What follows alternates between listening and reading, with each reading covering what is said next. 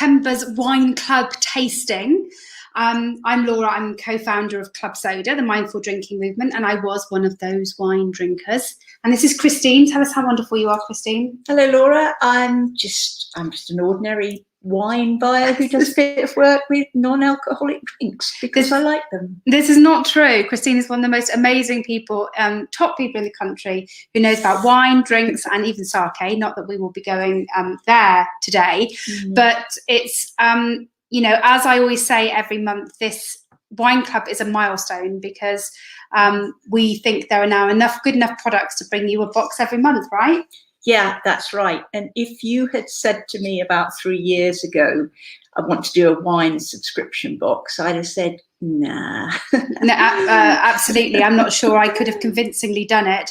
No. I certainly couldn't have done this on my own without you because you're brilliant at understanding flavours. You've helped me appreciate more some of the wines that are available that I just didn't taste properly before because I realised you need to just give them a little bit more of a go than you do and actually chill them properly. It's all about the chilling. Yes. I think even more so with the de-alcoholized wines. I think they really need that chill down to get them right. Absolutely. And so I occasionally drink some of these without prepping them properly and nowhere near as good. So if that's a top tip for you today, is to chill your alcohol-free wine properly. Yeah.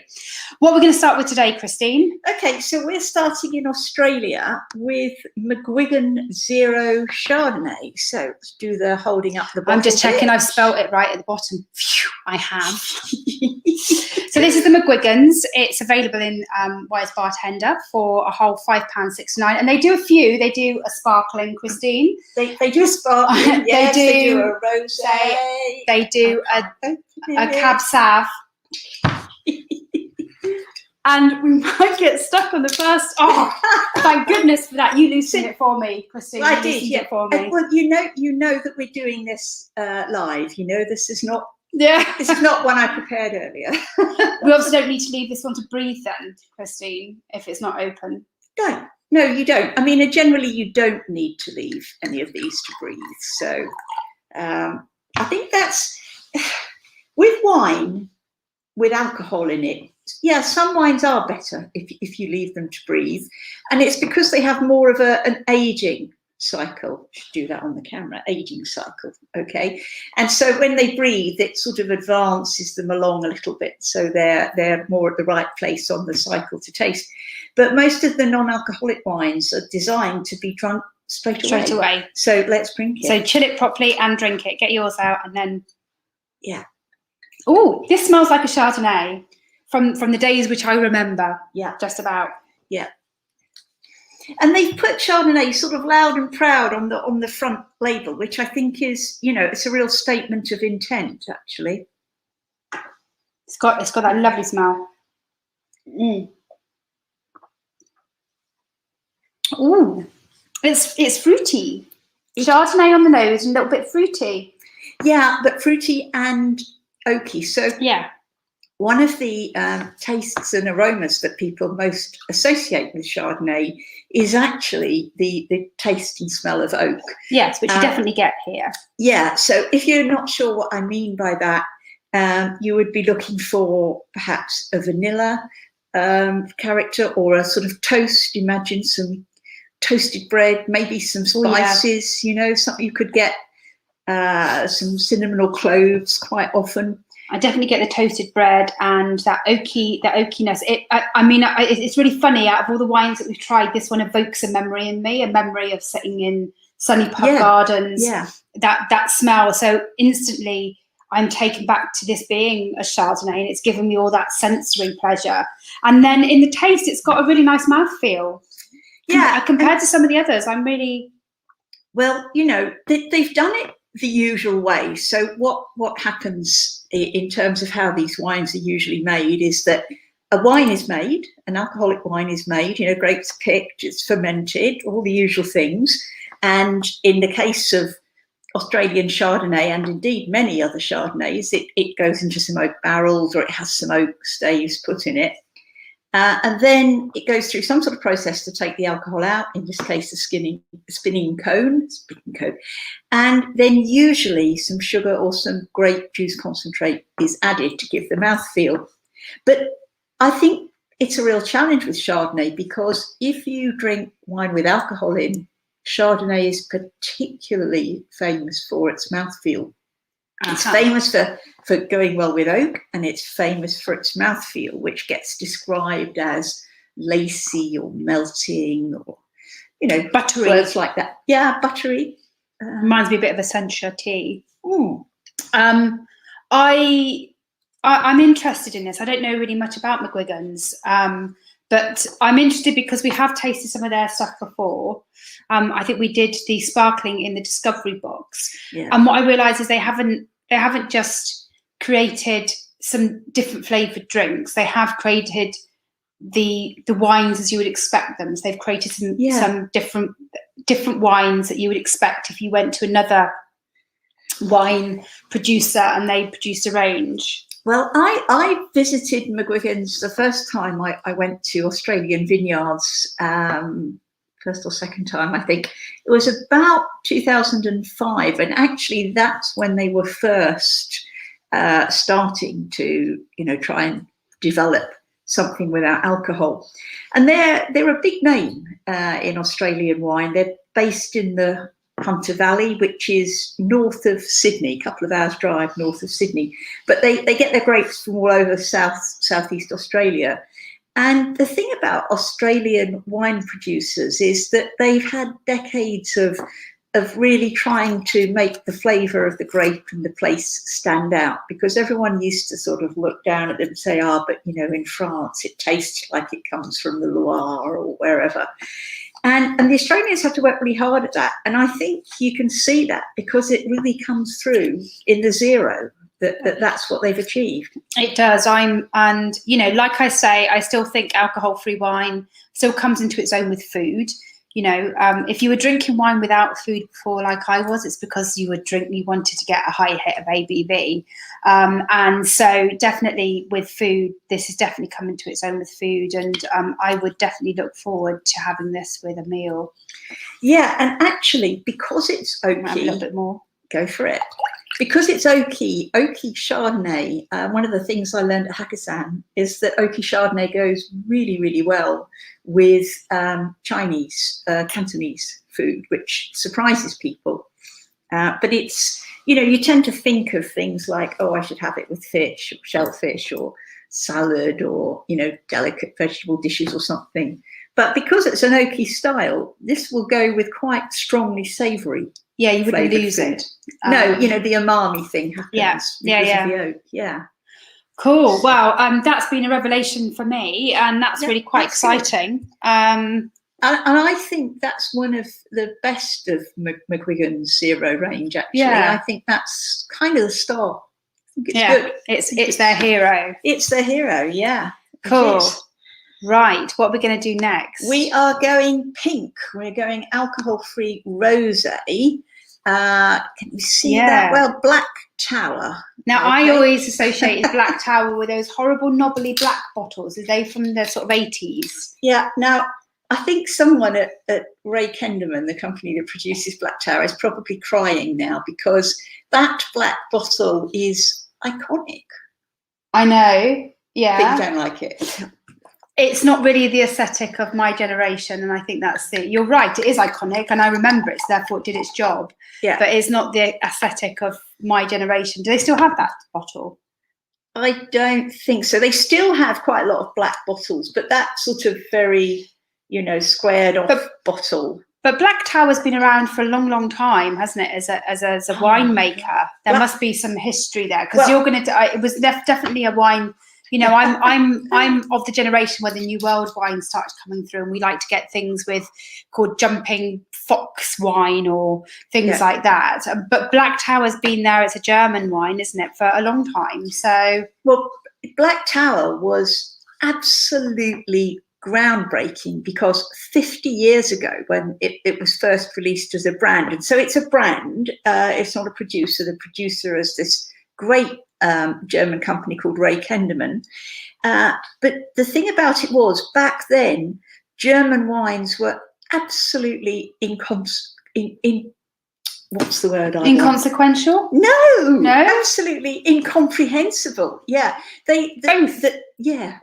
no, they were fantastic wines, but most people didn't speak German, and the wine law in Germany is very complicated. So typically, you had a bottle of wine, and it had a label with line after line of complicated, very long German words that nobody understood, and then suddenly out came this black bottle that looked like nothing else with a very simple name, Black Tower. And people were like, oh, it's a German wine that I can actually ask for, and I like it. It was incredible 50 years ago. I wondered, I used the word inconsequential because Germany's so big with beer that there must always be a fight in the nation between wine and beer. Wine's really big in Germany. It's really, really big. And I think what most people don't realise is actually red wine is big in Germany. So most people associate Germany with white wine, and they might be surprised that this is a rosé. But Germany grows a lot of red grapes, particularly in the south. And hence the rosé. And the Black Tower alcohol-free range has been around for a long while as well, but I never really saw it anywhere. And now you've got places like Weiss Bartender stocking it, but. How long have they? Do you know how long these have been around?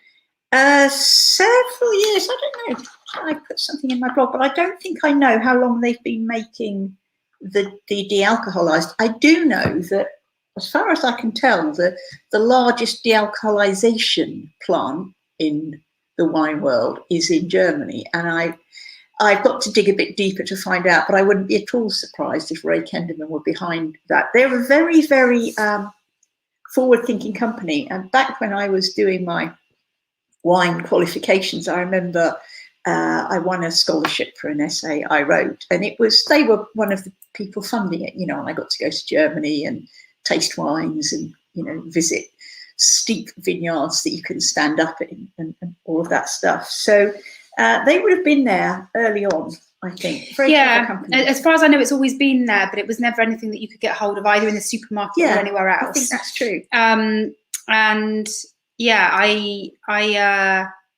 interested.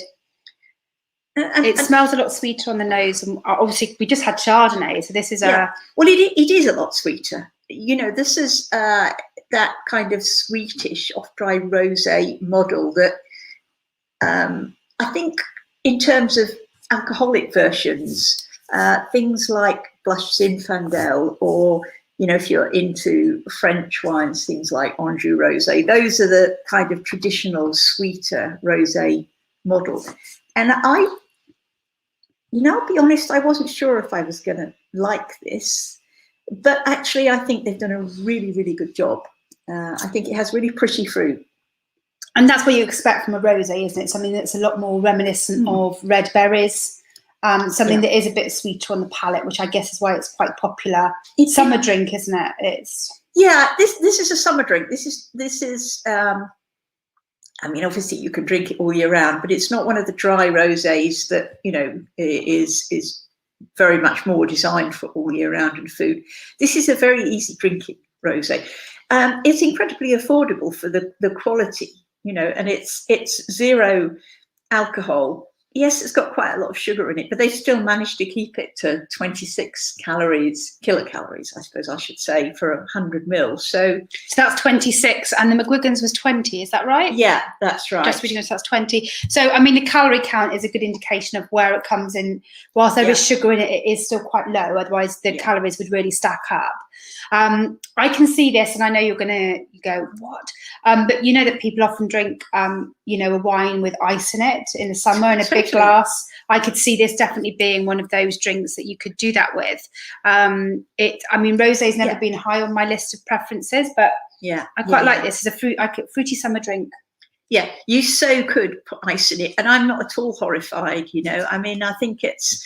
Well, the traditional wine trade in the UK has always been very snobby about this, and people in other countries who put Coca-Cola in their first growth Bordeaux. Apparently so. Yeah, but fair enough. they're probably shocked that we put milk and sugar in tea. I'm shocked that we put milk and sugar well, I in don't tea. put milk and sugar in tea. But that's a whole other webinar. Yeah. We I think we should just relax about it. And you're totally right, Laura. This would be great with a couple of nice ice cubes in it, and your feet up.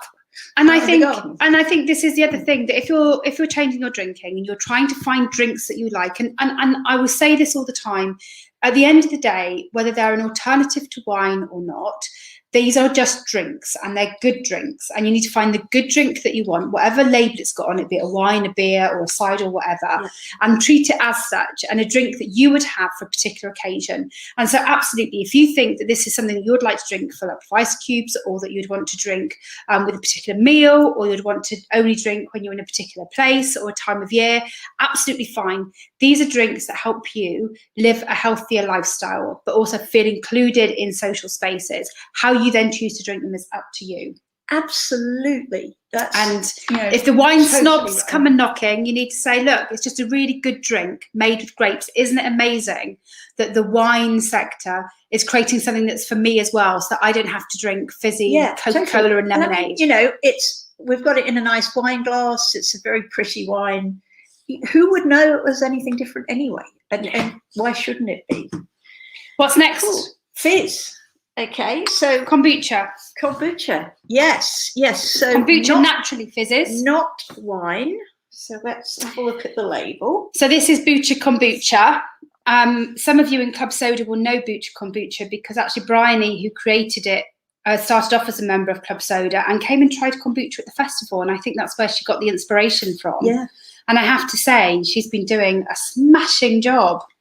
Yeah, and she set up, she was one of the people that actually worked out that kombucha would be a fantastic alternative to wine. She's been packaging this, I believe, in this bottle, this wine bottle, right from the beginning. She has. She got her head screwed on, but she also came from her own needs as well, which is, she wanted something nice to drink. Now she was cutting down.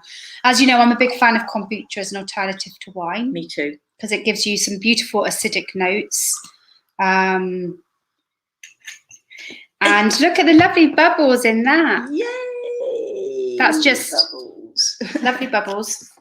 Tell us some more. I just know Bryony thinks she's wonderful, so we should all buy her drink. But I know there might be more to this drink than that. Well, there is a lot more to it. And actually, I often rabbit on about there's kind of two types of kombucha. Kombucha 101. Kombucha is made from fermenting tea and sugar. In this case, sencha green tea and cane sugar. And it's fermented with something called a SCOBY, which basically it starts it off fermenting as if it's going to make alcohol, but then the SCOBY also eats the alcohol. So you end up with this wonderful drink that has been through a process of fermentation. So you can taste that, but it doesn't have alcohol.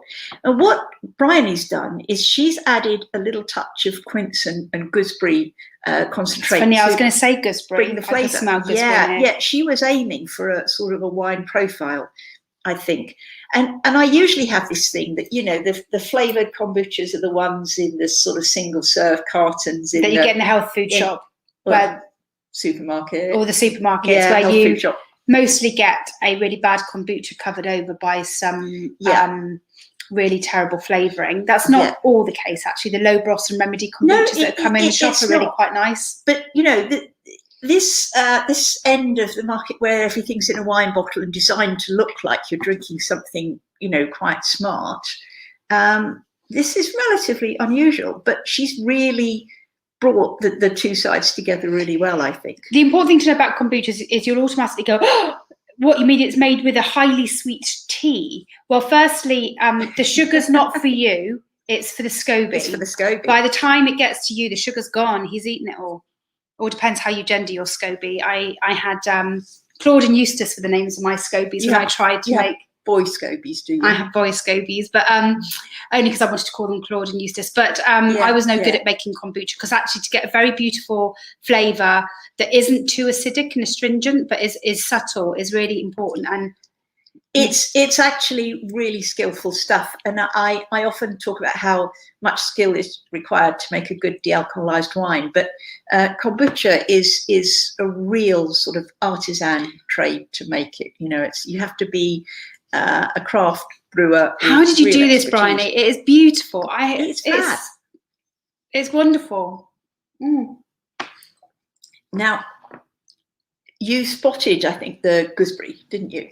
I could just smell that on the nose. Just that little bit there. And I think in the back of Bryony's mind here was wines like Sauvignon Blanc, which, you know, gooseberry is often the tasting note for them. Maybe Muscadet. I mean, it's not like champagne, you know, it's a completely different profile. No, it hasn't got that biscuity. No. Don't expect this to be something that's made to taste like champagne, because it isn't. It's a sparkling green tea that's been fermented, but gives you some of those notes. So it gives you some gooseberry on the nose. It gives you some acidity in the mouth. I also think the center gives it a little bit of umami. Japanese green tea is made in a very different way. It's designed to give you a little bit of an umami taste. And I think that brings that sweetness down as well. I think this is absolutely sensational. I think this would just easily cope with lots of different kinds of food, or being drunk by itself. Now we put it in traditional flutes. I'm showing the wrong thing. I need to show the Bucha Kombucha. Oh, wait a minute. I'm going to do it as a ticker. Carry on, Christine. You carry on. Okay. And I've completely lost the thread now. You said that we've got it in the champagne flute. Yes, but it's doing the job that a really sensational white wine would do. You know, something from the Loire or wherever, and it's kind of doing its own thing. It's absolutely can stand in for a wine, but I think this is one of those kombuchas that makes you think, well, I should just drink kombucha. You're right. Other things to know about kombucha. Sorry, the minute we get on to something that I know a little bit about, Christine doesn't get in hedgeways. The other thing about kombucha is it's actually good for you. It's a live product. It's not to say that it will make you perfect. I've tried all those things on your behalf, but certainly as something to drink, you're going away from drinking it healthier than you were before.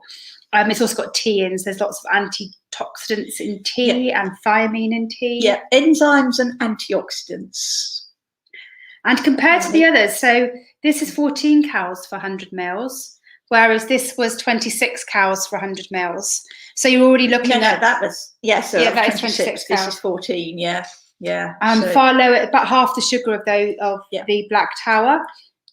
So again, it's lower sugar, lower calorie, live and good for you, full of antioxidants, enzymes. Yeah, and you, to be honest, you would not really realise there was much sugar in there at all. It is so crisp and vibrant, and you know, it just explodes out of the glass, and it's just a joy to drink. And she's also managed to make it organic, which is actually quite a challenge because sourced tea doesn't always come organic. It's particularly Chinese tea, actually. It's talking to Chinese about organic is quite difficult. So the fact that she's got a fully organic product is amazing. Yes, absolutely. Yeah, it's funny you said that. Yeah, the Japanese are only just getting into the idea of things being organic or whatever, and vegan as well. It's vegan, so whatever. I really could just spend the rest. I think we're going to fight over the remainder of the bottle. Yeah, Christine's got it. She got first dibs. Okay. So I shouldn't come here and do these, and then Tom would send me a box as well, and then I'd have got the kombucha. Yeah, but I'd like to be economical. Well, you know, I think so. We're as you've gathered, we're doing it in the kitchen where I live, and so I got the box of goodies. Gonna have to sort this out. Right. Christine normally has lovely big wine posters on the back of the wall here, but she decided she should take them off in case somebody might be upset. Yeah. Well, yes. Let's move swiftly on. It's fine. Domaine de la Prade. This is new. French. This is new and wonderful. Yes. This is amazingly new, and actually we Did we do the Odd Bird Sparkling in a previous? I think we did the box? Odd Bird Sparkling, yes. So Odd Bird is a new brand developed by a Swedish woman who works in the drug and alcohol sector in the country, which is just amazing. And she thought there needed to be something better in this space. So they've now got a couple of sparklings of different vintage, and a red and a white and some other things. And the guy who represents them here in the UK doesn't drink himself either.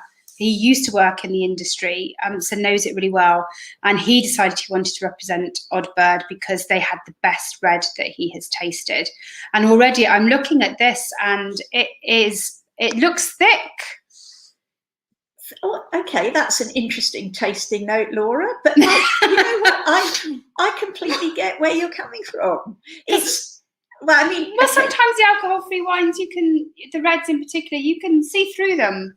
Yeah, that is true. And actually, whatever you're tasting, this thing about looking at it first, it is a really good thing to do. And I think it's part of the sensory enjoyment as well. And this has a fabulous colour. It's got that lovely sort of blackish, dark red colour.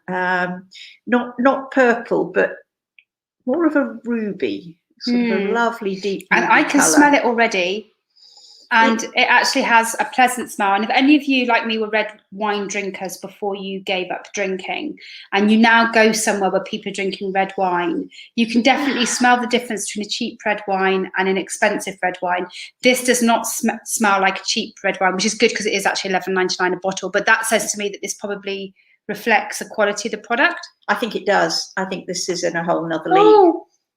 Ooh. Again, that's two wines we've had this tasting that suddenly have transported me back to when I was drinking. And often the alcohol-free wines never do that.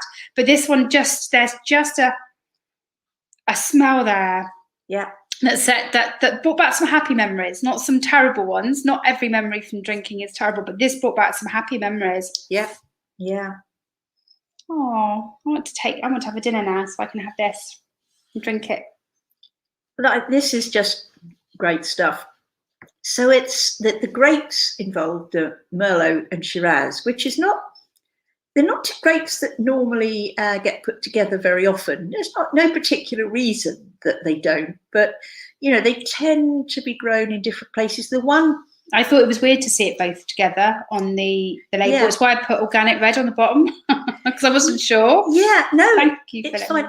Well, these grapes are grown in the sort of Languedoc-Roussillon area, the sort of southwest of France. And that is an area where you do, pardon me, oh, God, croaky, speak. Drink something. We'll resume the story of the wine. Yeah, that is an area where there's a bit more freedom, perhaps, about what grapes can be used and how they can be blended. And I found it quite interesting, not on the back of the bottle, because that all seems to be in Swedish, I think. We needed Jussi here to translate that. Yeah, we do. Jussi, where are you when we need you? But I noticed that this wine gets described as having toffee flavours and a lot of descriptions. I think, something's got lost in the translation. A lot of the descriptions say that the Merlot has a toffee flavour. That ain't true. It's the oak. And this is a beautiful oaked red wine. It's made from obviously very good grapes. They've been grown in a lovely, hot, sunny south of France where they get ripe and they get nice thick skins. And you've got all of that colour coming from the skin and all of the flavour from the ripe grapes. And somehow the people at Odd Bird have managed to get that flavour to survive through into the de-alcoholized version. And they've done a brilliant job. But I'm also amazed at how they've done a brilliant job, and it's a 0.05. It's not a 0.5. So it's already a challenge to bring a wine down from, 13% to 0.5. But then you could often, that residual 0.5%, I often find makes a difference sometimes in a drink. Yes. But that's not even got that. And so I don't know how she's managed to create this body, this colour, this smell without even 0.5% of wine, 0.5% of alcohol. No, I think it's astonishing. It's been really well executed. And I keep waiting for you to come out with your roadblocks, saying whatever it is, because road humps. You're right. Road humps, yeah, because this does what you know. I've spent a lot of my life judging wines and sakes and other drinks, and now non-alcoholic drinks, and you're always looking for something to happen, for it to sort of start one way, and then you notice something change, and then you swallow it and it's gone, but you notice something else as well. That it almost tells a story, which sounds a bit fanciful, but this starts off, the fruitiness is there, those toffee notes are there. Then when it's in your mouth, you've got that nice mouthfeel, but you have got a real lovely explosion of beautiful black fruit. I think sort of plums, blackberries, that kind of thing. And then as that fades a little bit, you've got the lovely nutty, toasty, spicy character from the oak that's being used, and it goes somewhere. And it's not like drinking a Ribena. You don't want to drink it quickly. So this comes back to my road humps, which is, well, I still drink quite quickly now, but this comes back to my road humps, which is you would have a glass of this and drink at the same pace as everybody else at the meal. Yeah. I have tried this briefly once before, but this is the first time I've sat down and taken some time over it, which is what I recommend to everybody. I used to like to pretend I took time over alcohol when I was drinking it, but I didn't really. Now I realise you have to take a little bit of a time, suspend some of your old beliefs before you try these products. But this is an incredibly good alcohol-free red wine. So those of you who are looking for the nearest thing, I would say this is the nearest thing that we've got to so far. Yeah, I would agree with that. This is a really significant step forwards. And, I'm sitting here, I swallowed it. One of the things you do is you want to see how long the finish is on a drink. And I can still taste it, and I can still feel that tannin. Tannin is the thing that kind of grips your tongue. It's what you get in really only in three things: tea, wine, and the skin of persimmons. Who knew? Skin of persimmons. Yeah. And it they always say if you want to have if you're not vegan and you want to have a steak or a big meaty dish, you want a wine with a lot of tannin in, and this wine's got it. It's there. And it's calorie wise is also as not quite as low as the kombucha, but it's 18 calories for 100 mils. Like I always look at that bit over Christine's shoulder. I want to know the calories. You've got my crib sheet, haven't you? I know, and but to me that's also to have created this with no alcohol, with this colour, with this smell that doesn't even anywhere on that cheapy red wine smell, which I know is probably a technical word for that, but anyway, and also comes in at this many calories, is quite amazing. Yeah, I mean, speaking to people who might have, or maybe still do, but maybe loved red wine, to me, this is along the lines of a great Rioja, and it's really super. I think it's why it hits my buttons quite a lot, because I would have drunk whatever it was, I'd have drunk it at a heavy red. I think mainly because they popped in at a higher ABV, but also I like my strong cheddars and all of that sort of stuff. So I suspect it hits my happy place a little bit better. But that's just terrific. This would be so food friendly, things like roasted vegetables and lentils, stuff like that as well. It's got an earthiness and a savoury character as well as all the fruit. Christine, we've had some exceptional wines this box. Yeah, we so have. But we've got to top that next month. You know that, right? Yeah. Just saying. Yes, and you're threatening to put something in next month, which I don't know about. I'm going to have to bring some cheese with me so that we can do it. I want to put a square root soda in. I'm even proposing some other things a bit like that in the future, Christine, just so you know. Oh, right. Maybe some shrubs and some cordials. Ooh. Maybe. Okay. Well, yeah. So you can see me bargaining. I'm bargaining here. Yeah. Because again, I want people to know that there are that just because something originally goes into the soft drink category doesn't make it a kid's soft drink. No. That particularly if you might not be drinking for religious reasons or other reasons, and so therefore even having an alcohol-free dealcoholized wine might not be right for you. There are other things that pair with food. So I'm not even promising they're going to be like a wine, but I'm promising that they may give you a nice flavour sensation with food. Great. Well, have I justified it, everyone? Have I justified it? Yeah, I think we'll give that a yes. So let me just run through what we've had again, just so that you've all got it. So we've got the Mcguigan Zero Chardonnay. Yeah, and then we've got the Black Tower Zero Rosé. Then we've got the Kombucha. Oh, Kombucha. Stunning. I think, Wise Bartender's the best place to get that from as well. And then this. The Domaine de la Prade, which is new on the market and it's so worth drinking. Absolutely. So we look forward to seeing you in October. October will be our Sober October box, which is not that much different from an ordinary box of wines that we put together, but has the word Sober October on it. That's how that works. Yeah, okay. Well, that's fine. Or whatever. Yeah. And do carry on asking questions. Me and Christine always keep an eye on this broadcast afterwards, and so we can answer any questions that you may have. Yeah, absolutely. Whatever it's about, just go for it. Ask the questions. We love answering them. Brilliant. Okay, thank you, Christine.